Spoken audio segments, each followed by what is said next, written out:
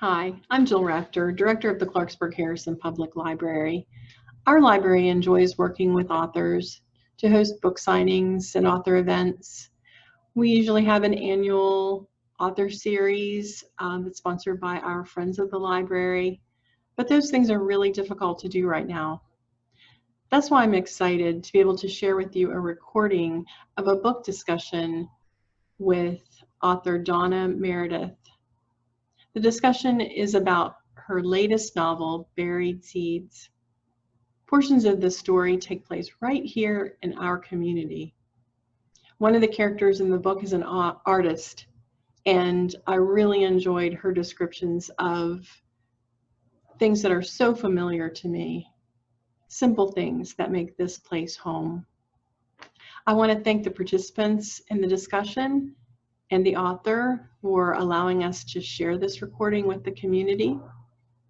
I hope you'll enjoy the discussion, and I know you'll love reading the book. We have copies available at the library if you'd like to borrow a copy of the book to read. I highly recommend Buried Seeds. Thank you for joining us for this discussion. Enjoy.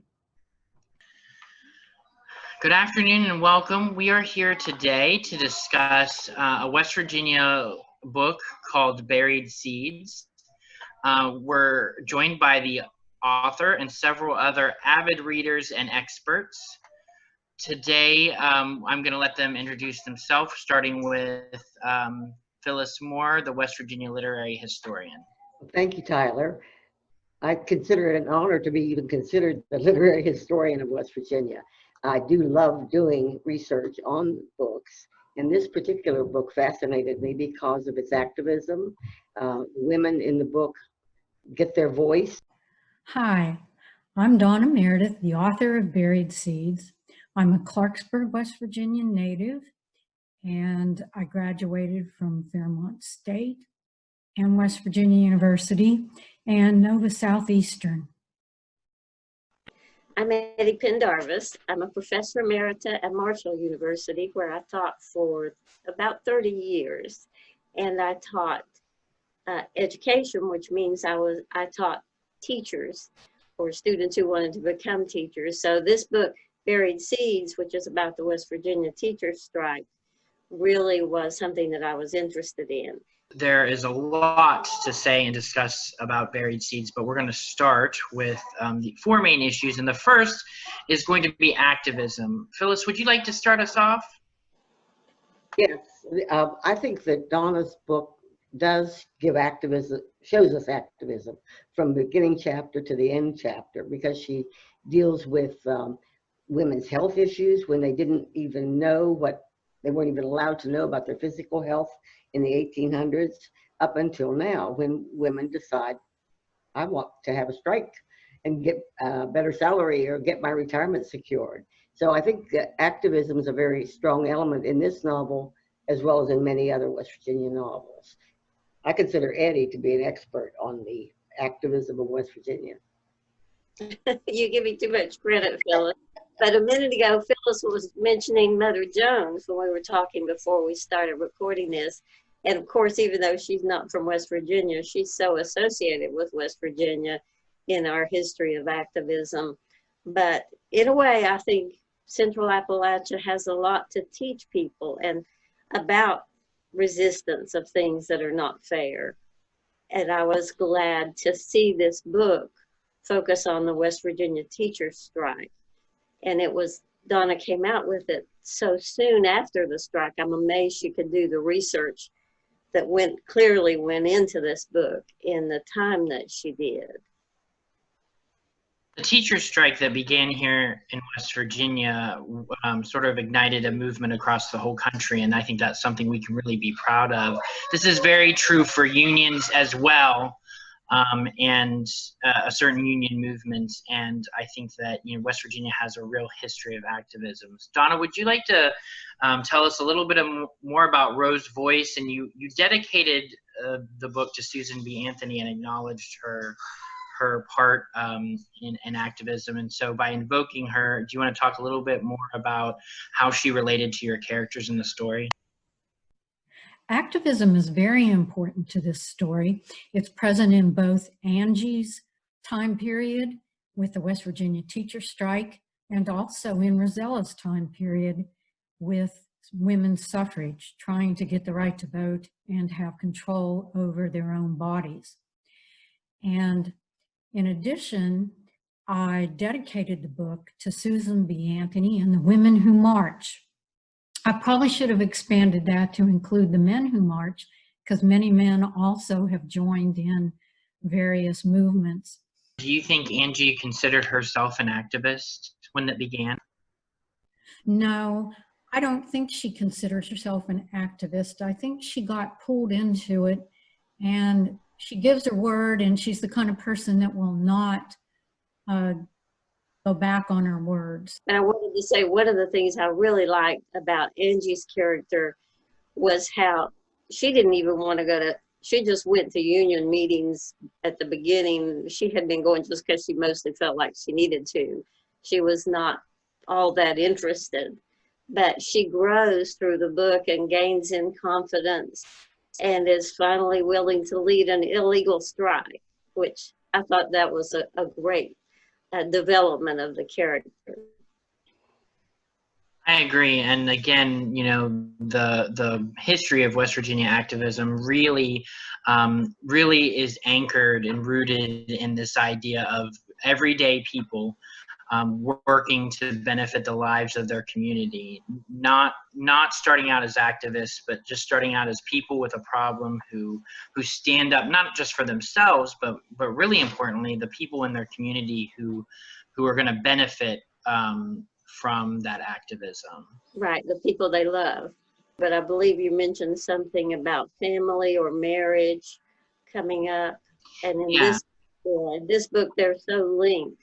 Angie's marriage almost, well, you're not sure till near the very end of the book if their marriage, she and Dewey are going to be able to stay married. He is so angry with her about taking the leadership with the union when he has just applied for a job with the FBI, and he thinks it's going to kill his chances. No, I think we can move on to marriage, and we'll come back to some other things. But to just on marriage, Eddy, you made comments before. Do you want to speak to the fragility of marriage and why Angie and Dewey make it and Jack and Roe don't?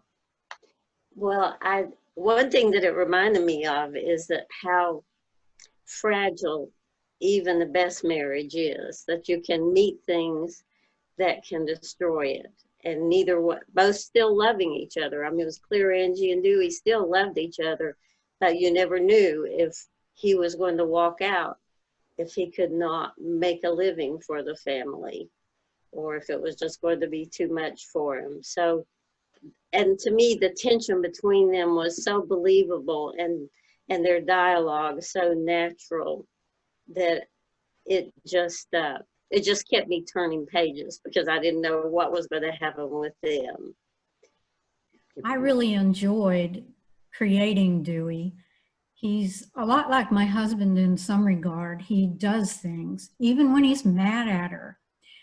He still picks up the family. He sees what needs to be done, and he just goes and does it. He's a fixer. And I think a lot of Appalachian men are like that. They just get things done. And a lot of the women as well. They just know how to do things. I agree. I think that lends itself to the Appalachian values that Loyal Jones, you know, put forward all those years ago. And I think that more than that they just know how to do things is that they just do things. They figure it out. They have personal reliance. That self and personal reliance is a major characteristic of the Appalachian makeup. And so that kind of dips us really nicely into speaking about Appalachian heritage in this story. Phyllis, can you start us off talking about a little bit of how rooted the story is in a local sense of place? Yes, one thing I especially liked and caused me to turn pages was the fact that it opens almost during the Italian festival here in Clarksburg. And we do have a wonderful Italian immigrant community here, plus a lot of other immigrants. And this particular family goes to play bocce in a town called Shinston, which is real close to Clarksburg. And it just is really local in that way. And I appreciated that very much. There's a lot of power in invoking place and place names for folks who come from that area, and it's so important to think about and to have writers who lived in West Virginia, who were born in West Virginia, write positively about West Virginians. And Phyllis and I spent a long time discussing the positive attributes in characteristics that were employed in this book for the characters. It's important for everyone to see their own story get told, and it's important that young people in West Virginia, in Appalachia, get to read books, positive outlook type books about their region. They can see themselves in the characters, and they can project ideals of what they might want to be like when they grow up on some of those characters. And I think that there's a great importance to that. Eddy, you wanted to talk a little bit about Angie's household and how multiple generation households work. I think that's pretty typical for a lot of Appalachian households. I grew up in a multi-generational household, and so did my mother. And so that's an important part of how we lived our lives. Do you want to comment on that a little more? I like that at one point, there are 4 generations living under one roof in Angie's in the household, which is a real challenge. It has lots of costs, but lots of rewards too.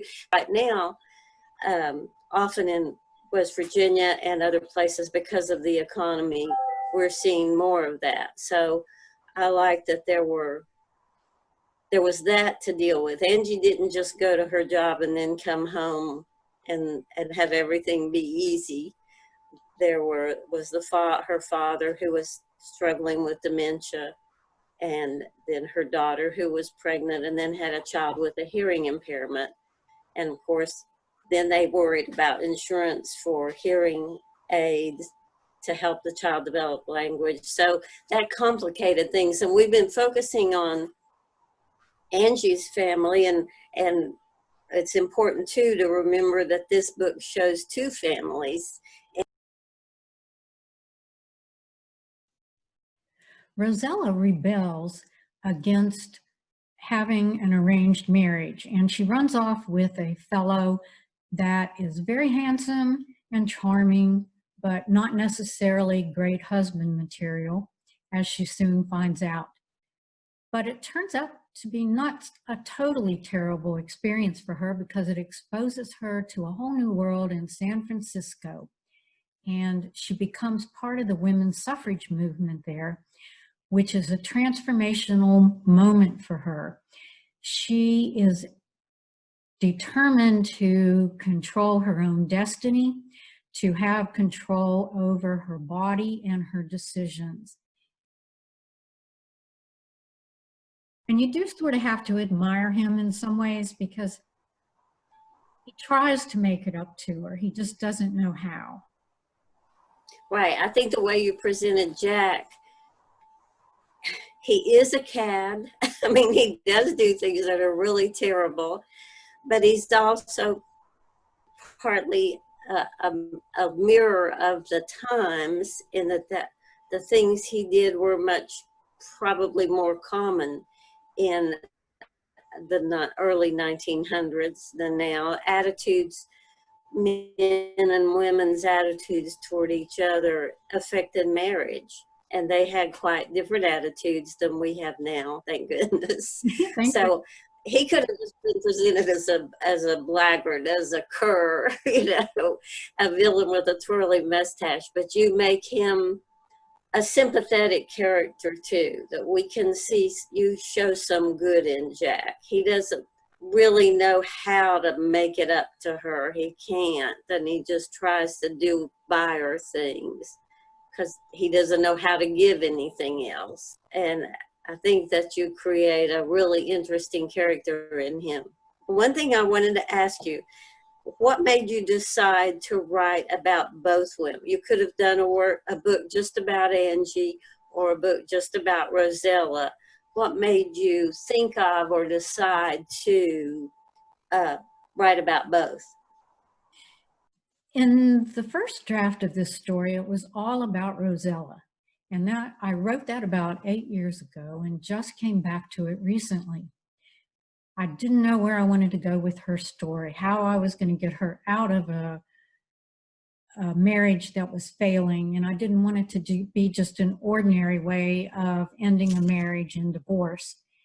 And I think I came up with a different way of ending that marriage.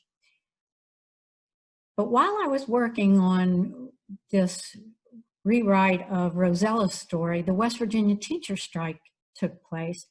And I realized that there were a lot of parallels. Glad you did. I'm glad you saw that. Yeah, how did the characters change as you wrote them, Donna? Did they start out that fleshed out? How did you sort of make them well-rounded people?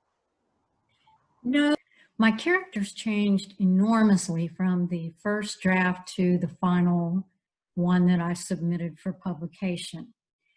In the first drafts, Jack and Lourdes were very flat characters. They were all bad. The other woman and the cheating husband. But as I figured out their backstories, they became more interesting people to me. I could make them a little more sympathetic. I think most of us are not completely bad or completely good. And I was able to bring this dimension to life in later drafts. Also, Dewey was entirely good, which just didn't work for an interesting story. I had to give him a little bit of meanness, where he came down too strong against Angie when she wants to support the teacher strike and take a leadership role.